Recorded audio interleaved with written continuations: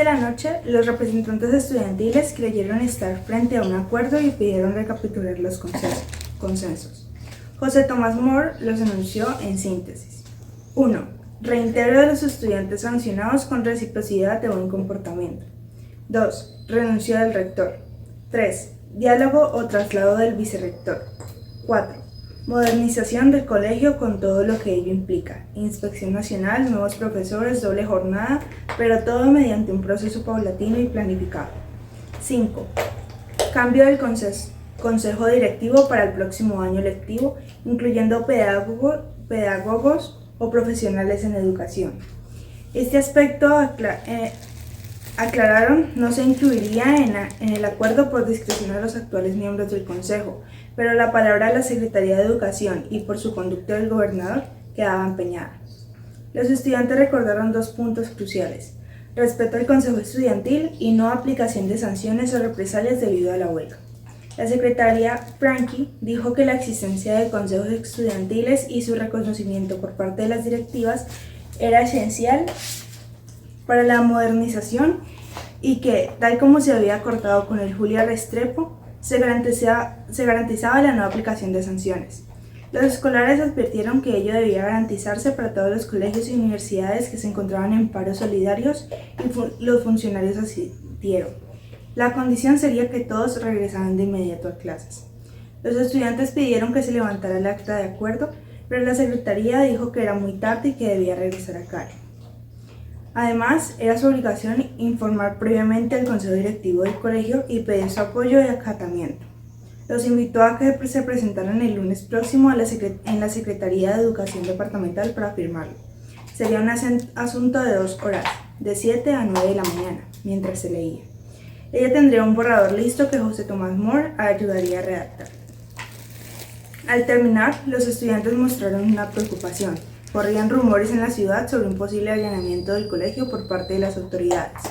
La secretaria invitó a entrar al alcalde Rogerio Tenorio y al comandante del batallón Palacé, Alberto Lozano, quienes se encontraban en una oficina adyacente esperando el desenlace de la negociación.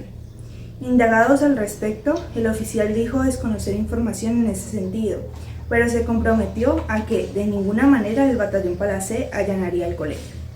La secretaría les informó de la existencia de un acuerdo casi pleno. El alcalde guardó silencio. Eufóricos, los estudiantes se despidieron de los funcionarios y se retiraron con la certeza de haber conquistado soluciones para su huelga. Cansados por la intensa semana de acciones, algunos fueron a dormir en sus casas mientras otros partieron al colegio para informar a sus compañeros de los acuerdos logrados. Eran las 12 de la noche cuando los estudiantes que se hallaban en el edificio del colegio recibieron las noticias en la voz de Mario Arcila. Concluyeron la necesidad de realizar una asamblea general estudiantil para el siguiente con la cual refrendarían los acuerdos. A la firma de ellos, en la gobernación no asistirían solo los representantes del académico, se pediría la presencia de estudiantes de todos los colegios en paro, quienes firmarían como Federación de Estudiantes del Valle. La reunión con los padres, le informaron a Mario, no había sido muy concurrida. Sin embargo, una comisión de ellos se encargó de reunirse con el alcalde para garantizar la seguridad de los estudiantes en el colegio y viajar a Cali para entrevistarse con la Secretaría de Educación. Antes de la medianoche, satisfechos, cerca de un centenar de estudiantes fue a descansar a sus casas. Quedaron alrededor de 40 alumnos en el plantel. Confiados en los acuerdos y en la palabra del comandante de batallón, ni siquiera situaron centinelas. Se fueron todos a dormir dentro del colegio. Mario Arcila separó una colchoneta en el gimnasio. En la entrevista sostenida con él en junio de 1985, recordó haber visto a Angelino Garzón cuando salió a dormir en el sitio que acostumbraba cuando se quedaba en el colegio, pegado a las barandas del corredor trasero del segundo piso, cercano a la pared que daba a la fuente de soda de Dalmacia, la mejor ruta de escape. La última visión que tuvo antes de entregarse a su sueño ligero fue la de José Valencia cuando en pantaloneta entró por otra colchoneta. «Dejen de dormir», replicó Mario, «mañana hay mucho por hacer». Confiados del extremo como estaban, ninguno de ellos se enteró de lo que afuera se había puesto en marcha. Nadie tuvo tampoco la sabiduría para avisarles abiertamente o detener de alguna manera lo que se preparaba. Reinó el miedo, incluso la parálisis provocada por la angustia o una complicidad silenciosa. Miguel Barbosa, profesor del colegio y director de la Filarmónica, llegó al Café Caribe a eso de las 9 de la noche y les aseguró a Julio Romero Lozano, Carlos Duque Bejarano, Ambrosio y Carlos Moncayo, quienes se encontraban que el plantel iba a ser tomado esa misma noche. Según Carlos Moncayo, no le creyeron. Se sabía ya de un acuerdo con la gobernación. Poco después, a las 11, regresó Barbosa para confirmarles la noticia.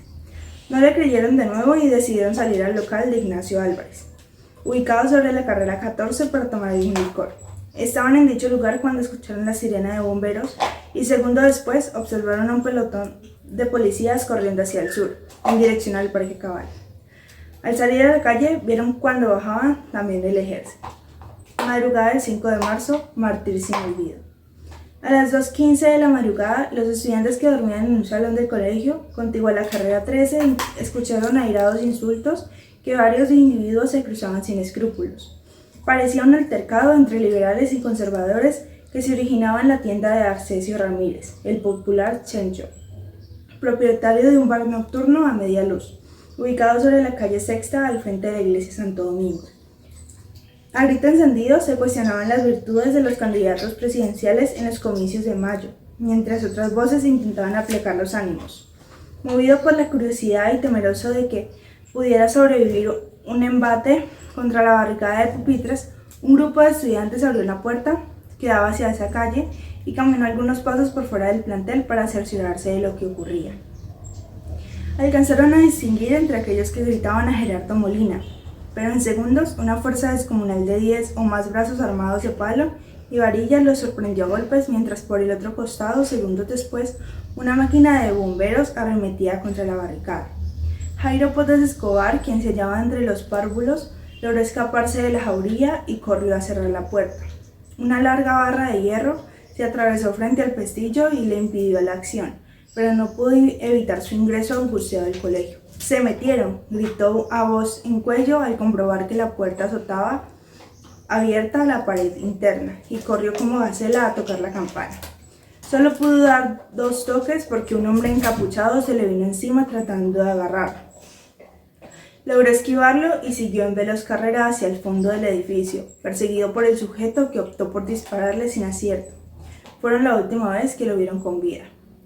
En ese momento, cuando el tañido de la campana apenas se apagaba, 2 decenas de individuos se apoderaron del histórico claustro, como en los tiempos de la noche del San Jerónimo Emiliani, el 8 de febrero de 1861. Aquella noche, según la narración de Luciano Rivera y Garrido, una hueste montada a caballo asaltó el mismo colegio, llamado entonces de San Francisco, y tomó por sorpresa a desprevenidos jóvenes de familias honorables de la ciudad, que jugaban cartas o dormían en sus aulas. De repente se oyó inmenso vocerío, los ecos ensordecidos repitieron el estampido de varias descargas de fusilería y un clamor estruendoso resonó hacia la parte central de la ciudad. Los asaltantes, sin detenerse un segundo ni parar mientras en tal centinela, entraron como una avalancha en el interior del edificio. En esas sombras de febrero, con una luna llena destacada en límpido relieve sobre el azul oscuro del espacio, como la describe Rivera y Garrido, lo ocurrido fue espantoso. Unos de aquellos pobres jóvenes, los más asustados, se descolgaron al patio por unos pilares que sostienen el piso superior y fueron recibidos allí por los feroces asaltantes que se quedaron abajo. Otros, los menos ágiles, pretendieron huir por los tejados y en vez de caer a los huertos y solares vecinos, volvieron a descender al interior del colegio. Ahora, en la madrugada del 5 de marzo de 1966, a punto de iniciar la luna llena y dedicada por la Iglesia Católica a San Adrián, patrón de los soldados, la historia se repetía caprichosa. La sirena del cuerpo de bomberos, que anunciaba puntualmente las 12 del mediodía, se escuchó en el pueblo como si informara la existencia de un incendio. Todo estaba programado. El plan, al parecer, se había establecido desde tempranas horas de la tarde y se recordaba a cada instante en el mismo lugar de Chencho, en donde se citó parte de los asaltantes voluntarios. A las 8:30 p.m. los vio allí Miguel Barbosa. Eran en su mayoría bomberos y hablaban en voz alta, como si no les importara la escucha. A medianoche los vio y escuchó también otros testigos. Venían de hacer un trasteo de muebles hasta su oficina, ubicada a pocos metros del colegio sobre la calle Quinta. Algunos ya estaban ebrios y se mostraban como héroes de la ciudadanía dispuestos a rescatar el colegio y la ciudad del monstruo comunista. Del bar salieron a la hora prevista y urdieron la trama para que estudiantes incautos abrieran la puerta. En ese momento, una máquina del cuerpo de bomberos estaba ya parqueada sobre la carrera 12, cerca de la calle Quinta, y con ella un número aproximado de 50 policías de la Escuela Simón Bolívar de Tuluá. Cuando los primeros asaltantes franquearon la puerta, hombres apostados en las esquinas como campaneros dieron las señales convenidas. Luis Alfonso Pérez fue uno de ellos. La máquina dobló sobre la calle Quinta e inició un desfile a semejanza de las legiones de camisas negras de Benito Mussolini o pardas del partido nazi alemán de Hitler. El mismo testigo que acomodaba su trasteo y que los había visto en el bar de Chencho salió a la puerta de su oficina y los vio ahora en son de guerra. Adelante iba el vehículo de los bomberos que arremetía contra la barricada. Detrás de él avanzaban dos hombres con enormes antorchas que giraban con compás de un lado a otro, como si ejecutaran una especie de danza de la muerte, y más atrás la policía perfectamente formada. Reconoció a uno de los Azcárate, un bombero que tenía una venta de petróleo. Los sujetos que portaban las antorchas entraron al colegio cuando ya se escuchaban repetidos disparos. Poco después, el testigo vio que algunos chicos desesperados se asomaban por las ventanas del segundo piso, mientras detrás de ellos se vislumbraba el fuego de las antorchas.